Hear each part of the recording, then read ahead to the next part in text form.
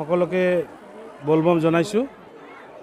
বিগত 21 জুলাইৰ পৰা মাজৰা বলবম হাউন উৎসৱৰ আৰম্ভণি হৈছিল।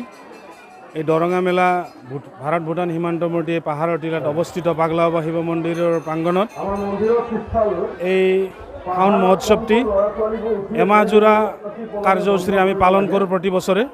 এই বছৰো ব্যতিক্ৰম নহয়।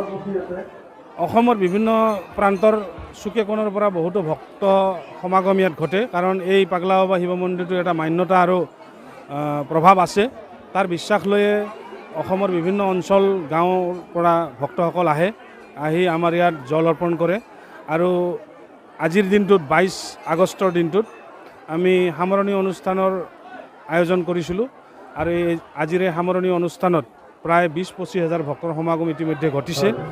ৰাতিপুৱাৰ পৰা বিভিন্ন মাংগলিক কাৰ্যসূচীৰে আমাৰ এই অনুষ্ঠান আৰম্ভ হৈছে।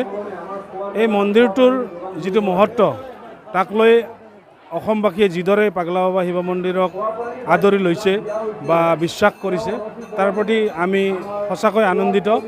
আৰু এই মন্দিৰস্থলীৰ পৰা আমাৰ পৰিচালনা সমিতিৰ যোগেদি আমি অসমবাসীক জনাব বিচাৰিছোঁ যাতে অসমত স্থায়ী শান্তি স্থাপন হয়, অঞ্চলবাসীৰ শান্তি স্থাপন হয়, মানুহৰ দুখ দুৰ্দশা নিৰাময় হয়, বেমাৰ আজাৰৰ পৰা মুক্ত হয়, তাৰে কামনা কৰিছোঁ।